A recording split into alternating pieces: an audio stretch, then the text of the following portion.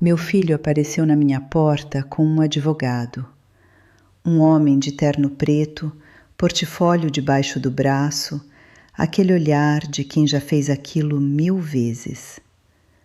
Marcelo se apresentou com a segurança de quem está acostumado a destruir pessoas. Puxou papéis da pasta, meus extratos, minhas consultas médicas, minhas informações bancárias. Tudo copiado sem minha permissão. E aí, ele soltou a palavra que muda tudo: interdição. Eles estavam ali para me declarar legalmente louca, incapaz, incompetente de cuidar da própria vida, porque eu havia parado de dar dinheiro para eles. Era só isso. Meu filho Fábio ficava com a cabeça baixa, aquele jeito de quem sabe que está cometendo um crime. Minha nora Tatiane tinha aquele sorriso tranquilo de quem acredita que vai vencer. Mas deixe eu contar o que realmente aconteceu. Deixe eu começar do verdadeiro começo, porque a história começa 3 anos antes, quando eu era uma mulher diferente, uma mulher que acreditava que generosidade era a moeda que comprava amor. Tudo começou porque Fábio era meu filho. Quando ele pedia, eu cumpria. Quando ele dizia que precisava, eu dava. No fundo, eu achava que era assim que se amava, com dinheiro, com sacrifício, com invisibilidade de si mesmo. Quando ele saiu de casa com 25 anos, arrumou emprego de assistente de vendas e veio me abraçar ainda com seu pai vivo. Falou: "A partir de agora eu me viro, mãe." Eu acreditei, porque ele parecia acreditar também. 6 meses depois ele volta e diz que não está dando conta, que o aluguel subiu, que precisava de ajuda. Ofereci R$ 2.000, sem pensar, só para ele se firmar. Ele chorou de alívio. Achei que ia ser temporário. Depois chegaram outras contas, a de luz, a de internet, um sofá, uma geladeira, uma televisão quando a outra parou. Tudo saía da minha poupança, do dinheiro que meu marido tinha deixado, aqueles anos todos trabalhando. Mas eu não reclamava. Porque quando seu filho olha para você esperando, você não consegue dizer não. Ou pelo menos eu não conseguia. Eu não tinha aprendido ainda que amor não é sinônimo de dar tudo, que mãe também é pessoa. 1 ano depois, Fábio conhece a Tatiane. Ele vem aqui, senta naquela cozinha e diz que ela é especial, que quer construir vida com ela. Fico feliz, porque mãe gosta quando o filho encontra alguém. Mas Tatiane precisava de muita coisa também. 6 meses depois, eles se mudam juntos, para uma casa que era dela, um patrimônio que ela já tinha. E de repente, vira minha responsabilidade. O aluguel é meu. Os móveis novos são meus. Uma televisão de 55 polegadas porque a gente está investindo em conforto, mãe. O dinheiro saía como água pela rala, mas eu transferia. Mês após mês, colocava aquele dinheiro na conta que Tatiane controlava. Ela mesma dizia com orgulho que era a organizadora financeira deles. Um dia, ele liga animado. Mãe, eu e Tatiane estamos noivos. Meu coração salta. Então ele continua. Tatiane quer um vestido especial, importado. Custa R$ 8.000 mais os ajustes. Ele para aí.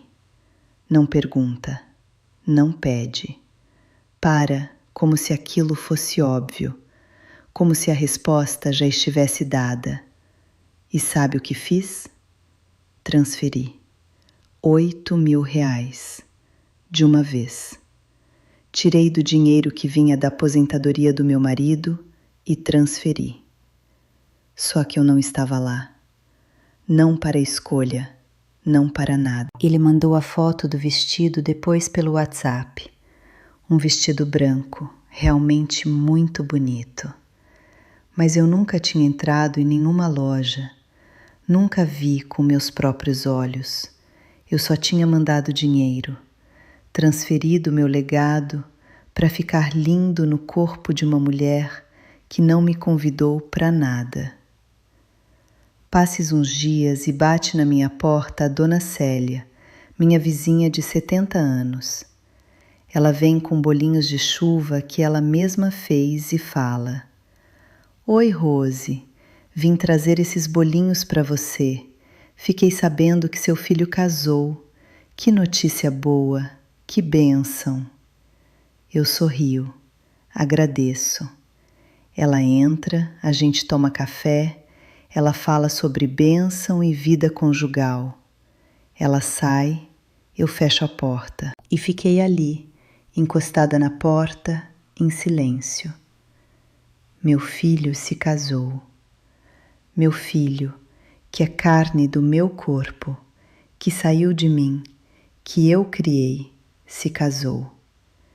E eu soube por Dona Célia. Era um casamento, uma cerimônia, um dia específico onde as pessoas que importam estão presentes.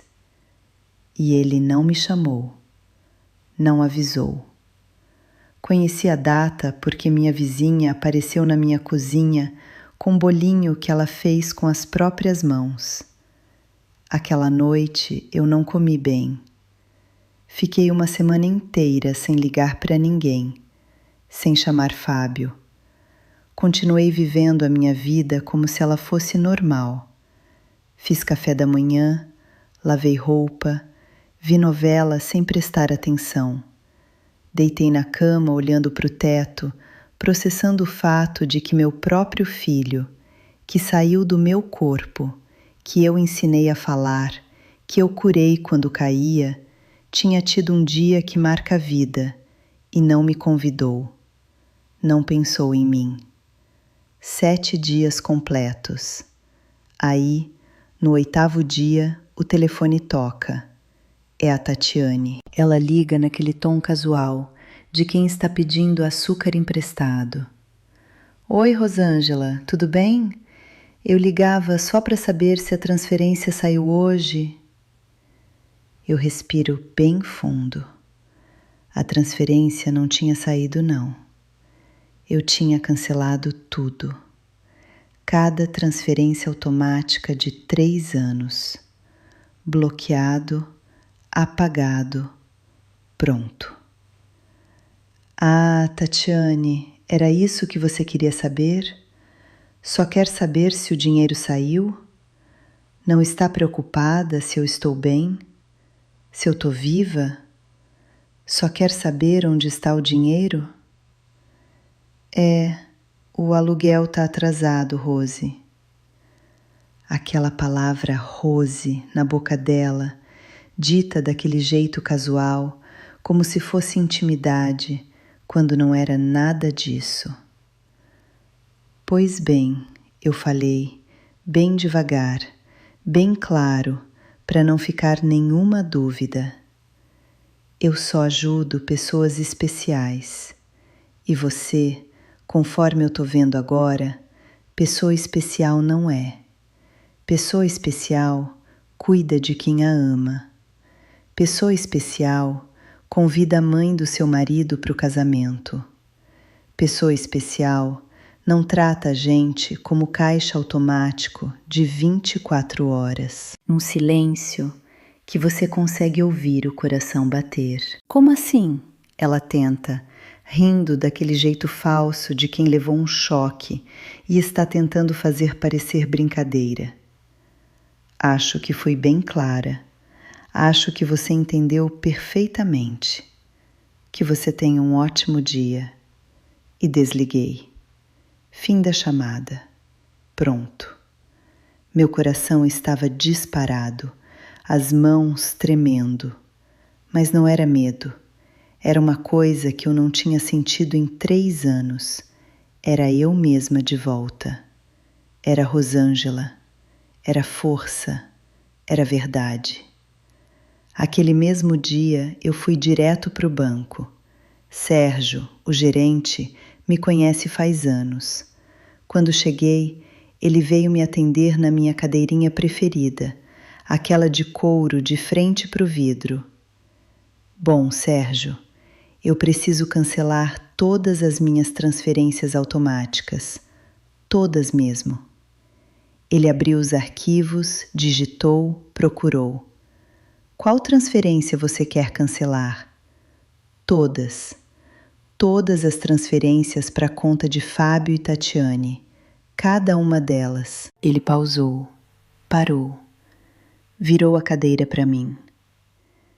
Isso é bastante coisa, dona Rosângela. A gente vinha transferindo R$ 2.800 por mês, né? Uns 3 anos? Mais que isso? Sim, exato. 3 anos. Preciso parar. Tá tudo bem? Porque é uma mudança bem grande. Pode ser que eles liguem, causem confusão. Eu olhei para ele bem nos olhos. Sérgio, eu nunca estive tão certa de nada na minha vida inteira. E isso inclui quando eu casei. Estou certa agora. Ele assentiu, digitou, clicou. Pronto, cancelado. 7 transferências automáticas canceladas. Quer que a gente bloqueie o acesso também? Uma camada de proteção a mais. Bloqueia tudo, amor. Cada acesso, cada brecha. Eu quero que seja impossível. Voltei para casa com a janela do carro aberta, o vento batendo no meu rosto. Era como se o oxigênio que antes parecia pesado, agora fosse leve. Era liberdade em forma de brisa. 5 dias depois, batem na minha porta, o carro deles.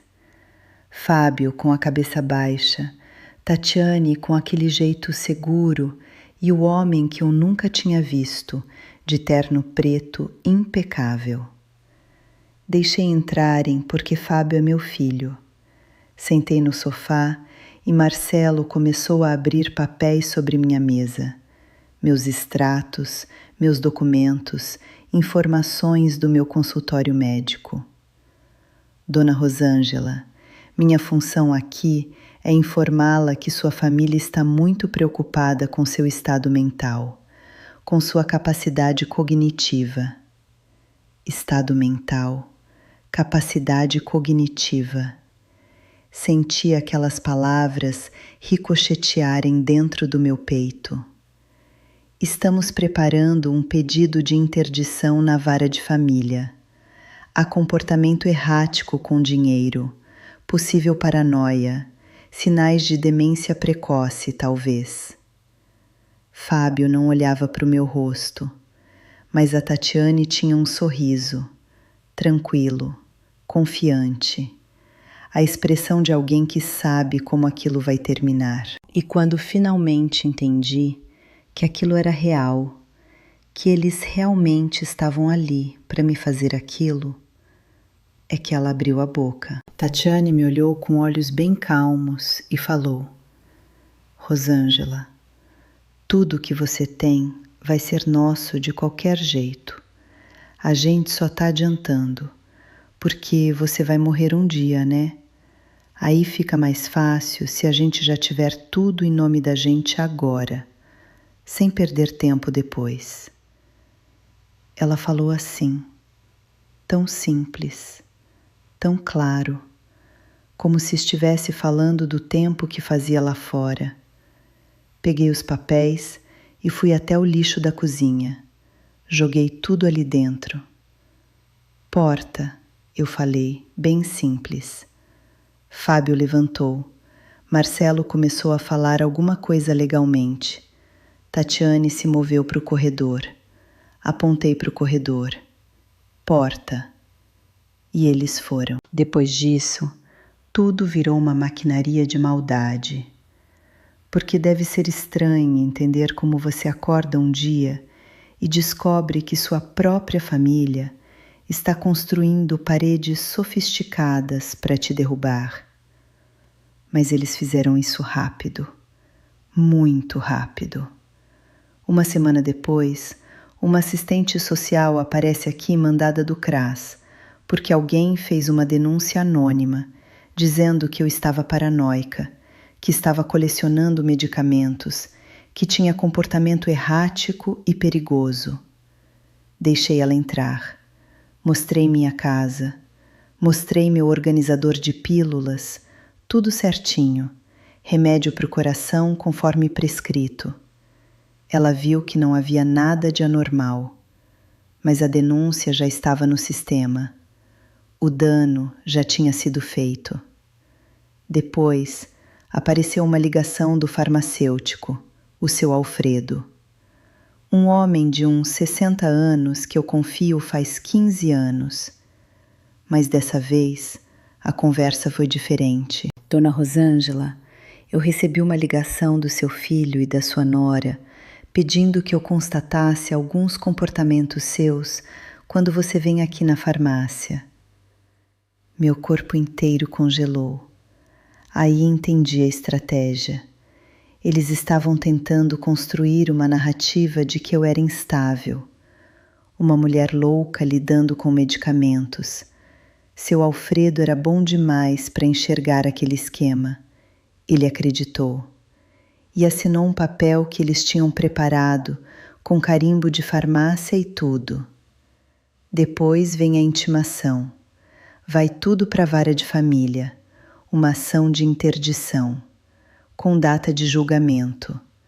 Se constatado que eu era incapaz, iam me tirar o direito de gerenciar meus próprios bens. Colocariam um curador sobre mim. Eu viraria uma criança sob tutela legal. Naquela noite, sentei na minha cozinha e peguei o telefone com o número que a dona Célia tinha me dado. Uma amiga dela, que era advogada especializada em direito de família, Fernanda. Marcamos uma reunião ainda naquela semana. Fernanda é uma mulher de uns 40 e tantos anos, cabelo curto, óculos de armação preta. Quando ela me olhou naquele dia sentada na minha cozinha, ela já sabia o tipo dessa história, porque era o terceiro caso assim que ela pegava naquele ano. É uma tática moderna, ela falou com aquela calma de quem já viu de tudo. A gente chama de esquema de interdição familiar. Alguém quer ficar com os bens de um familiar que ainda está vivo e saudável. Aí começam a construir uma narrativa de que aquela pessoa está ficando maluca. Conseguem umas assinaturas, umas denúncias e vão ao juiz pedindo para tirar a capacidade civil. Se o esquema funcionar, eles viram donos de tudo. Quanto tempo aquilo leva para chegar numa sentença? Perguntei. Depende do juiz, mas a gente tem que se mexer rápido. Você tem tudo? Extratos, mensagens? E é aí que a verdade inteira sai, porque eu guardei tudo. 3 anos de extratos bancários, todo mês, 2.000, 2.500, 2.800, cada transação com data, hora, valor. Fernanda pediu tudo impresso. Depois, pediu algo ainda mais importante. Você tem as mensagens de WhatsApp, as conversas completas? Peguei meu celular e entrei no histórico. Lá estava. Tudo. Mãe, você pode mandar 2.000 hoje? Mãe, obrigado pelos 8.000 do vestido. Você é a melhor mãe do mundo. Mãe, o aluguel venceu. Podem enviar agora? Tudo lá. Tudo registrado. Com data e hora. Fernanda leu palavra por palavra. Quando terminou, tirou os óculos, fechou os olhos um segundo. Quando abriu, olhou para mim com um sorriso que parecia alívio. Rosângela, eles cometeram um erro gigante. Eles te deram tudo o que a gente precisa para ganhar isso. Tudo mesmo. Ela contratou um investigador particular que foi na farmácia do seu Alfredo. Conversou com ele informalmente como pesquisa de satisfação de clientes. Seu Alfredo, numa conversa natural, confessou que havia recebido múltiplas ligações pedindo que ele confirmasse coisas que não eram verdade sobre mim, que ele tinha se sentido pressionado e que se arrependia muito. Fernanda contatou o consultório do Dr. Otávio pessoalmente. O consultório confirmou que havia recebido múltiplas ligações de pessoas que se identificavam como Feeling Lei, pessoas preocupadas, mas que nenhuma estava em conformidade com os protocolos médicos e que tinham anotado tudo no prontuário. Estavam dispostos a testemunhar. Eles acham que você é burra, Fernanda falou um dia, tomando o café que eu insisti em oferecer. Acham que mãe generosa é mãe sem inteligência, que porque você amou demais, você não pensou. Eu corrigi, com aquela dor que corrói de verdade. Eu os amei, eu amei demais. Mas agora a gente prova que você amou com inteligência, que cada transferência era consciente, deliberada, que você sabia exatamente o que estava fazendo e que parou com ainda mais inteligência.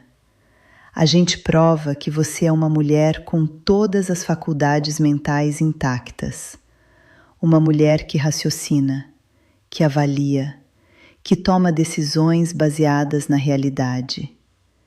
Vem o dia da audiência na vara de família, aquele prédio cinzento, pesado, onde a gente sente o peso da lei. A doutora Eliana Rocha é a juíza, mulher de uns 55 anos, cabelo grisalho bem cuidado, olhar de quem lê entre linhas, que vê todo dia gente tentando mentir. Marcelo apresenta tudo certinho, fala com voz de quem sabe contar uma história. Diz que a família está muito preocupada, que há comportamento errático com o dinheiro. As transferências simplesmente pararam de um mês para o outro, que isso demonstra possível síndrome demencial em estágio inicial. Isso demonstra excelência. Ele fala com a confiança de quem já enganou o juiz antes, que a senhora Rosângela não consegue nem compreender que sua própria família está tentando ajudá-la. Pedimos que seja decretada a interdição de forma a proteger tanto a senhora Rosângela quanto seu patrimônio. Aí vem Fernanda. Calma, muito calma. Ela coloca no projetor os extratos de 3 anos, todo mês, R$2.000, 2.500, 2.800. Isso é comportamento errático, excelência? Ou isso é consistência? Padrão comportamental repetitivo e previsível? Depois as mensagens, uma por uma. Obrigado, mãe. Você é a melhor. Muito obrigado pelos 8.000. Ela deixa cada mensagem na tela tempo suficiente para a doutora Rocha ler. Tempo suficiente para Fábio ver sua própria traição projetada na parede. Tempo suficiente para Tatiane sentir o peso daquelas palavras fingidas. Vejo aqui, Fernanda fala devagar, alguém muito amado, muito respeitado por sua família, até a data em que a senhora Rosângela suspendeu os depósitos. Então, ela apresenta o documento de seu Alfredo, retraído, com confissão de que foi enganado, manipulado por informações incompletas e tendenciosas, que as informações originais não eram verdadeiras. A carta do consultório médico, documentada, com carimbo, assinada, tudo. Pretendo demonstrar, Excelência. Fernanda fala com a segurança de quem tem a verdade do lado, que o comportamento da senhora Rosângela não foi um erro, como querem fazer parecer, mas sim a manifestação de uma mulher que finalmente enxergou a realidade. Que ela descobriu uma verdade muito amarga, que seu filho se casou sem contá-la, que sua família a usava financeiramente de forma sistemática e reagiu exatamente como uma pessoa de faculdades mentais íntegras reagiria, com lógica, com documentação, com precisão. Não é comportamento de uma pessoa confusa, é comportamento de alguém que finalmente acordou do seu sono generoso. Doutora Rocha tira os óculos, massageia os olhos por um segundo, coloca os óculos de volta, pede para Tatiane falar. Tatiane se levanta, tenta mesmo, mas não consegue explicar por que não chamou Rosângela para o casamento do próprio filho. Não consegue explicar por que pediu 8.000 reais para um vestido que Rosângela nunca viu, nunca tocou, nunca esteve presente para escolher. Não consegue explicar por que, quando o dinheiro parou, em vez de conversar como família, foram direto à justiça para tirar a capacidade legal da mãe do marido. Doutora Rocha faz uma pergunta que parece simples, mas é uma bomba.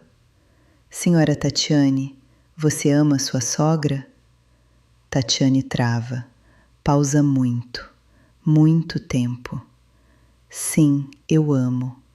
Senhora Tatiane, doutora Rocha fala com voz educada, mas muito dura.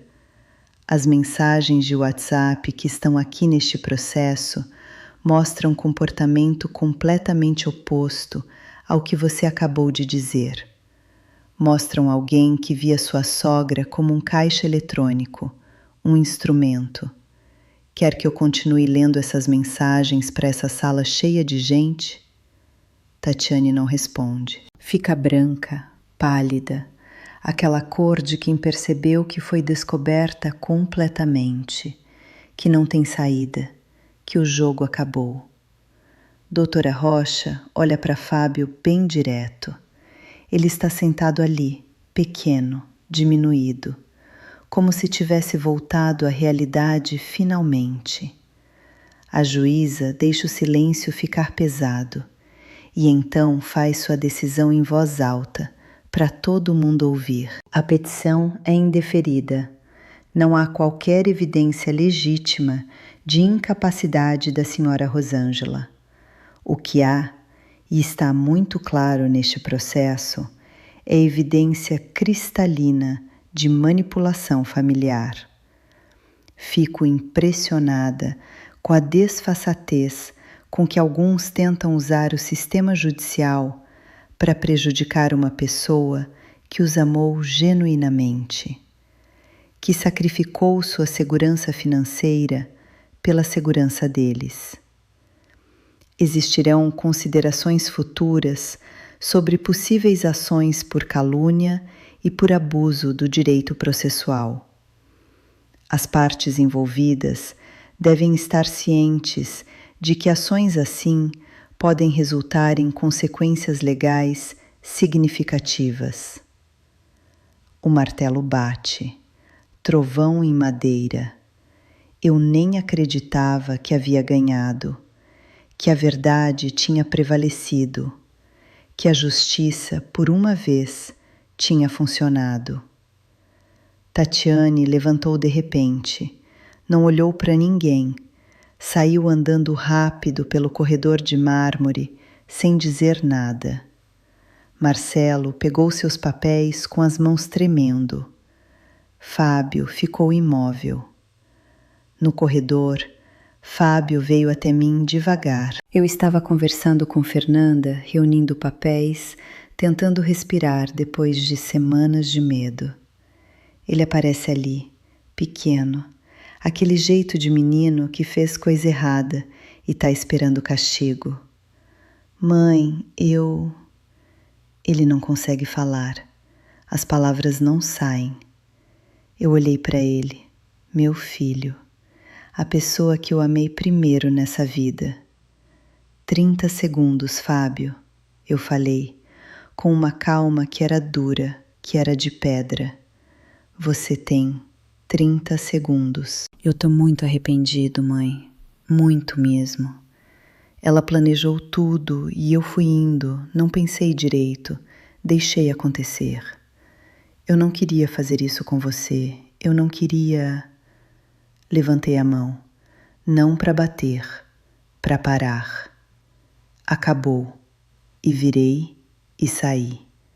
Fernanda me seguiu calada, entendendo que aquilo não era reconciliação, era apenas encerramento. Depois disso, tudo mudou, radicalmente. Mudei de banco, nova gerente, uma mulher que não conhece Fábio, que não conhece meu histórico. Nova senha complicada, bloqueio em tudo, ninguém consegue mexer. Troquei as fechaduras da minha casa, porta virou fortaleza. Com Fernanda criei um documento legal, assinado em cartório. Quando eu falecer, meu dinheiro não vai para o meu filho, vai para o lar dos idosos do bairro, que cuida de gente que não tem ninguém, de gente invisibilizada pela própria família. Para gente que realmente precisa, para gente que não tenta declarar a mãe louca por dinheiro. Fernanda tem cópia, Dona Célia tem cópia, está tudo registrado, protegido, seguro. 120 mil reais foram, em geladeira, em aluguel, em vestido branco que eu nunca usei, em móveis que eu nunca sentei para descansar. Foram, não voltam mais. Mas meu dinheiro, aquele que tenho agora, é meu, completamente meu. Ninguém mexe, ninguém toca, ninguém consegue. Meu filho tentou ligar depois de tudo. Nunca atendi. Mandou flores para minha casa. Joguei no lixo, sem tirar da embalagem. Mandou mensagem dizendo que havia se separado, que Tatiane saiu, que estava sozinho, que queria conversar. Li aquela mensagem muitas vezes, mas não respondi. Deixei estar.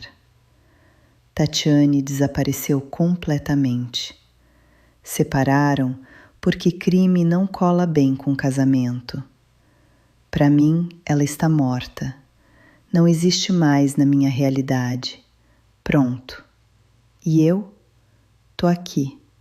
Quase 60 anos, casa que é minha, todas as paredes, toda a história que ela contém, dinheiro que é meu, guardado, protegido, que vai pra gente boa quando eu partir, mente que é minha, afiada, clara, que lê jornal todo dia, que entende, que questiona, que não cai em blá blá blá de quem quer se aproveitar. Dona Célia ainda vem aqui. Senta na minha cozinha, a gente toma café. Ela me perguntou certa vez: Rose, você nunca pensa em tentar reconectar com seu filho? Eu respondi bem devagar, bem honesto.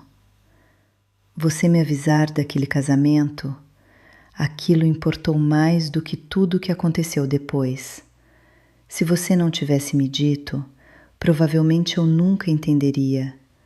Talvez continuasse transferindo 2.000 por mês para o resto da minha vida. Talvez tivesse morrido sem saber que era invisível para o meu próprio filho, sem saber que para ele eu era só o caixa, não a pessoa. Ela parou o que estava fazendo e sorriu. Aquele sorriso de quem realmente entende. Vendo meu filho tentar me derrotar com papéis, com advogado e com mentira, Aquela mulher tentar me usar de forma calculada e fria. Aquele advogado tentar me declarar legalmente louca só para conseguir patrimônio. Tudo isso deixou uma certeza em mim que nunca mais sai. De que voz importa. De que você não precisa aceitar ser invisibilizada para agradar gente que não merece. De que dinheiro é propriedade minha, resultado do trabalho que fiz. De que amor não é sinônimo de sacrifício infinito. De que mãe também é pessoa, pessoa completa, pessoa com direitos. Aqueles 120 mil reais pagaram, está errado, mas pagaram. 3 anos de invisibilidade, de ser tratada como caixa eletrônico que dispensa abraços, que dispensa convite para o casamento, que dispensa gratidão. De ser mulher que ficou pequena voluntariamente. Paguei caro por essa escola, mas a lição que aprendi, a verdadeira lição, não tem preço. Fica comigo para sempre, fica gravada na minha medula. Fica em cada respiração que tomo, agora, com pulmões limpos, sem o peso da culpa, sem o peso de tentar sumir para agradar. Tem dia que acordo bem cedo, antes do amanhecer. Vou para a cozinha devagar, passo nos móveis que são só meus. Pego aquela xícara favorita, a que tem uma pequena trinca que só eu sei. Faço café bom. Sento na mesa onde tanta história aconteceu, onde tanta verdade foi dita. Tomo devagar, curtindo cada gole quente, cada momento sozinha, que é completamente meu. Aquela xícara não sabe igual, sabe diferente, sabe melhor. Tem gosto de vitória agora, tem gosto de mulher que não cedeu, tem gosto de mulher que olhou para o espelho e se reconheceu. Tem gosto de Rosângela, a verdadeira, a inteira, que finalmente está de pé. Tem gosto de liberdade, e liberdade é o café mais quente que existe.